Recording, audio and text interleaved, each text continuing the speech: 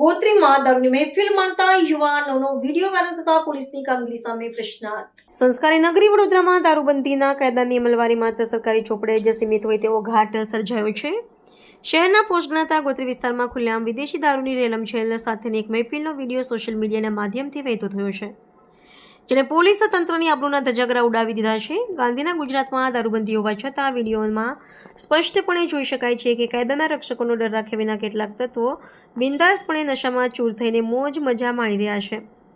આ ઘટનાએ ફરી એકવાર સાબિત કર્યું છે કે શહેરમાં દારૂની હેરાફેરી પોલીસની નજર બહાર છે કે પછી તેમની રહેમ નજર હેઠળ ચાલી રહી છે તે તપાસનો વિષય છે.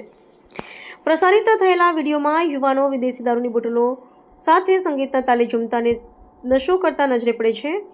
આશ્ચર્યની વાત એ છે કે ગુનો આચરતા શખ્સોને પોલીસ કાર્યવાહીનો લેશ માત્ર ડર હોય તેમ જણાતું નથી. ઉલટાનું તેઓએ જાતે જ આ વિડીયો સોશિયલ મીડિયા પર અપલોડ કરીને જાણે પોલીસનો ખુલ્લો પડકાર ફેંક્યો છે.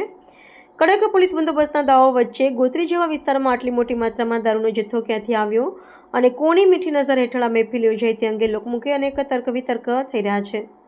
શું આ દારૂ બુટલેગરો દ્વારા પહોંચાડવામાં આવ્યો હતો કે પછી કોઈ ખાસ સંપર્કનો ઉપયોગ થતો હતો તે દિશામાં તપાસ થવી અનિવાર્ય બની છે. આ ગંભીર ઘટનાએ વડોદરા પોલીસની કાર્યક્ષમતા અને પેટ્રોલિંગની પોલ ખોલી નાખી છે.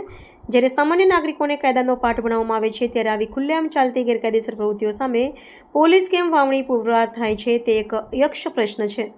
હવે જોવું રહ્યું કે ગોત્રી પોલીસ આ વાયરલ વિડીયોના આધારે કસૂરવારોને શોધીને કાયદાનું ભાન કરાવશે કે પછી રાબેતા મુજબ તપાસ ચાલી રહી છે તેવો જવાબ આપીને આખા પ્રકરણ પર પડદો પાડી દેશે. હાલ તો આ વિડીયોએ શહેરના પ્રબુદ્ધ નાગરિકોમાં પોલીસની શાખ સામે ગંભીર સવાલો ખડા કર્યા છે.